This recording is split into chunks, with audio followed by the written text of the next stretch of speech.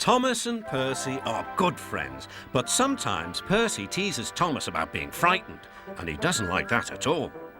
One evening he was dozing happily in the shed, but Percy wanted to talk. "Wake up, Thomas. Are you dreaming about the time you thought I was a ghost?" "Certainly not. Anyway, I was only pretending to be scared. I knew it was you, really."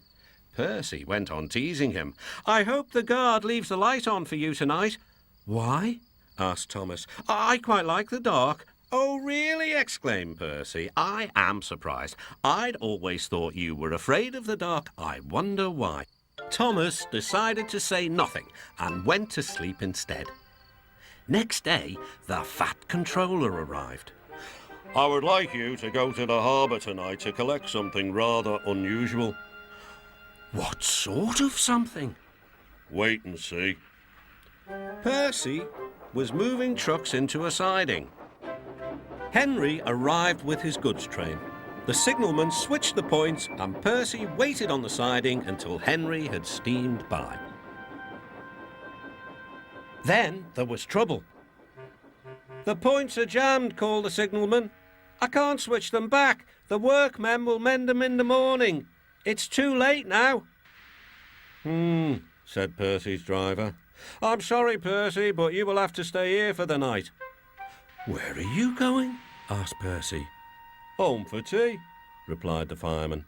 Percy was speechless. He watched as the other engines went home to the shed.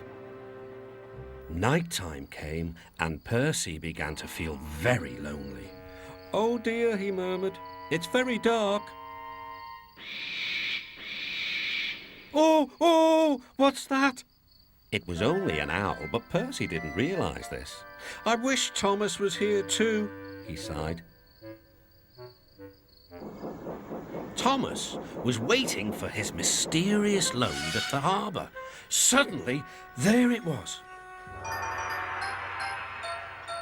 "Cinders and ashes," cried Thomas. "It's a dragon!" "Don't worry," laughed his driver. "This dragon is made of paper. It's for the carnival tomorrow."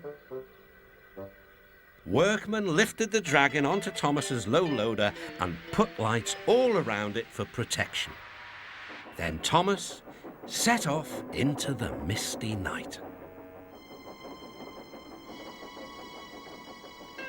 Percy was asleep in his sidings and had no idea that Thomas was approaching him.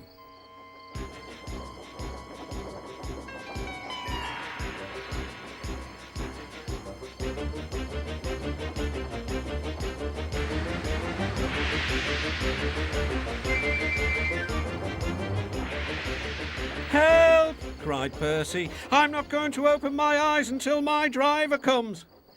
Next morning, the points were mended and Percy puffed back to the junction. Gordon was just about to leave with the express. "You'll never guess what I saw last night." Gordon was in no mood for puzzles. "I'm a busy engine. I don't have time for your games." "I've seen a huge dragon. It was covered in lights." Gordon snorted. "You've been in the sun too long. Your dome has cracked."